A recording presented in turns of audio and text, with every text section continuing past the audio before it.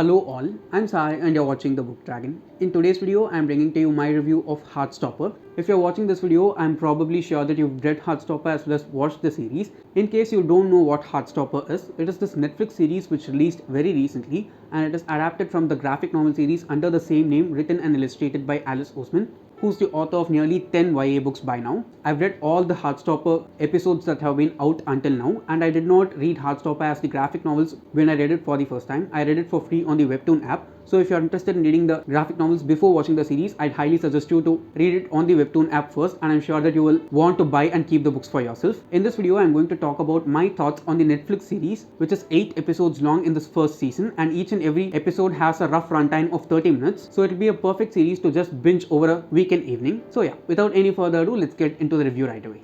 Now, Heartstopper is basically an LGBTQ plus YA romance series, but I cannot say that it is completely a romance series also. It is similar to Sex Education. I've compared Heartstopper graphic novels to the Sex Education series on Netflix multiple times in the channel already. In Sex Education, they keep sex ed as the core of the series, and surrounding it, they explore a lot of things. It is similar in Heartstopper also. It is a romance in its core, but surrounding the romance, the author explores a lot of different things, and I'm sure that everyone will be attracted to at least one of the things that she talks about because it is necessary for us as a society as a whole. I'm going to try and keep this review as much spoiler free as I can, and even if I give away spoilers, I'll try to keep them as vague as possible so that those who have read and watched the series will be able to understand what I'm talking about, and those who have not will not be completely spoiled for it. The best thing which I liked about the series was the casting, because the casting for each and every character just seems super perfect. There are just two little things which bug me a little, and they are not even that significant also, so I'd like to address them first and then I'll talk about all the things which I loved. The first thing is Charlie's hairstyle. It was far different from how Charlie looks in the graphic novels. He has kind of a messy hair, but inside the series it looked like it was messy only towards the front and all the other sides were trimmed out completely. And the second one is Tara. Tara seemed a little bit sadder in the series compared to how she was in the graphic novels. Apart from these two, I don't think there was any flaw in the characters as a whole when it came to the series. Inside the casting also, I have like top 3 favorites when it comes to characters that have been cast in the most perfect way. The first one is obviously Elle and Tao, because they just seem like they jumped out of the graphic novels and went into the series. They were just perfect. Even the relationship and friendship between them was so pure and very, very beautiful to see. The next one is Nick. Okay, Charlie did not seem that much like Charlie because of that hairstyle for me, but Nick was like completely Nick. Excluding them, all the other side characters were also really, really well done, especially Tory and Nelly, and I did not expect Tory to make that much appearance in the first season, but I am so glad that she appeared. Mysterious characters inside the series for me. I have not read Solitaire yet, but I definitely want to read it pretty soon. Apart from them, the other characters like Mr. Ajayi, Miss Singh, and the parents of Nick and Charlie, all of them were really well done. The next one which I loved was the time that they took in order to show Elle getting adapted to her new school. It was not like something that was happening very smoothly for her. It took a lot of time and it took a lot from her in order to put herself out there. All those lines that were written as dialogues for the characters and showing them taking their time in order to ease themselves into their new atmospheres was really well done, if you ask me. The other thing which I liked a lot was how the relationship between Tao and Elle was very well established in the beginning itself. In the graphic novel series, it is developed as a really, really slow burn, and only towards the 3rd or 4th volumes we get to see them together in multiple scenes. But here it was not like that. Almost in every scene, Tao or Elle was there, the other was there also.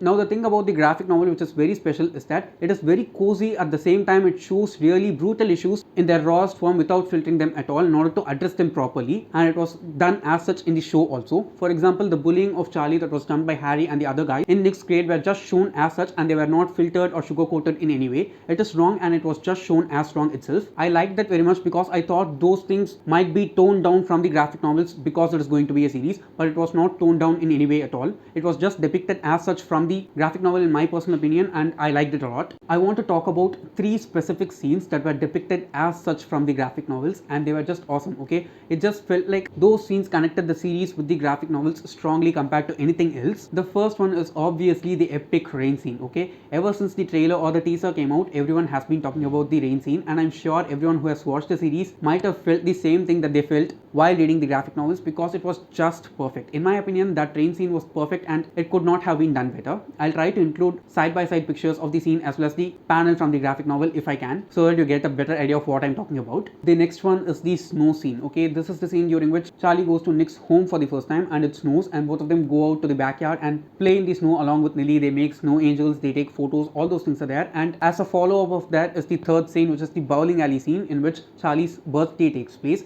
And since Nick was not able to buy any present for him in such short notice, he gives him the photograph that he took of Charlie during that day, and it was just perfect to see. Okay, it was copied and pasted from the graphic novel into the series as such, and I don't think it could have been done better in any way at all. So these three scenes, if you ask me, are like my top favorite three scenes from the first season of the show. I'm sure that as the show goes on, if it gets subsequent seasons, these kind of scenes from the graphic novels depicted as such will increase, and I think they will become favorite scenes from the series for me also. Next, I want to talk about the bond between the characters. One of the bonds which I liked a lot when it comes to this series as a whole is the relationship between Tory and Charlie. Okay, Tory is Charlie's elder sister, and the way in which she always looks out for him no matter what happens, and she is kind of protective of him, was really nice to see. There's this particular scene in the 6th or 7th episode, I think, where we get to know them really well as brother and sister, and that was like perfect. I want more scenes like that between Charlie and Tory in the further seasons if they are happening, because they will be perfect in every sense. The next one is the bond between Nick and his mom. It was really beautiful. Okay, they just had this really good dynamic going on, and it was very healthy also to see. Even in the final episode when he came out to his mom, it was perfect just as it happened in the graphic novels. Okay, it did not feel different in any way at all for me while I was watching the series. It just felt like the exact thing that I felt while I was reading the books. And the last thing which I liked about the relationship between the characters is how Imogen is understanding when Nick says that he's not interested in her. I don't remember Imogen being a character inside Heartstopper. I might have forgotten. If she's there, please do comment down below. Or if not, if she belongs to any other books inside the universe that is created by the author, I don't want to know it because I have not read all the other books yet.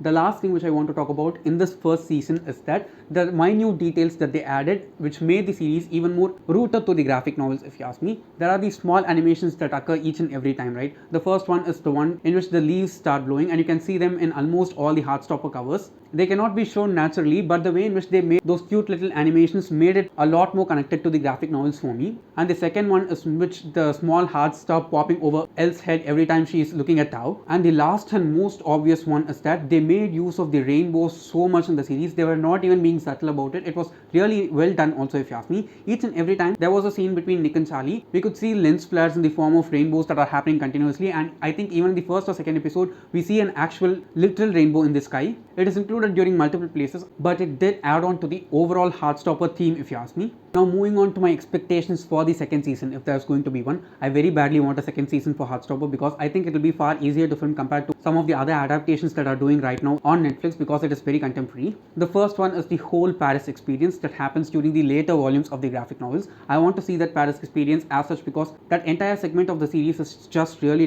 good. There are many things that happen inside that particular chunk, and I want to see all of them. The next one is digging deep into the family histories of each and every one of our main characters and getting to know a lot more about their families and themselves also. And in this season we mostly focused on the young characters, that is our main characters alone. The adults did not get that much focus in this first season. I want them also to get a lot more focus in the further seasons because all the adult characters are also interesting in some way or the other. And I want to see the personal challenges that Nick as well as Charlie are facing individually in their personal life. For example, Charlie's eating disorder and OCD and how he is undergoing treatment that is shown as such in the graphic novels, because I have not seen anything like that shown properly in TV series in any way before. There might be some other shows, but I have not watched any like that. I want to watch them being depicted properly and in a healthy way. And I also want to see that shitty relationship that Nick has with his brother and how problematic it is when there are people like that who are closely related to you in the vicinity that can easily destroy you by doing utter shitty stuff. And the final thing which I'm expecting to see the most that happens in the season 2 of Heartstopper, if it gets one, is Aled. Okay, because I was expecting to see Aled so much in this first season itself, but he did not make an appearance. Okay, I've read only 7 of her books so far. That is, I've read only 7 of Alice Oseman's books. I've not read Solitaire, I Was Born for This, and Loveless. I want to read them, but I have read Radio Silence, and it's definitely my most favorite so far from everything that I've read from her. So I want to see Aled inside Heartstopper and how he is shown in the series. So yes guys, that's it for my review of the first season of Heartstopper on Netflix. If you have not watched the show yet, please do go forward and watch it. And if you have watched it already, please do comment below your favorite moments inside the series that were relatable to the graphic novels, or just your favorite moments alone, so that we can chat more about it. And if you did enjoy watching today's video, don't forget to give it a thumbs up and also share it to your friends. If you want to get more content from me, do subscribe to the channel. Thanks for watching and have a great rest of your day.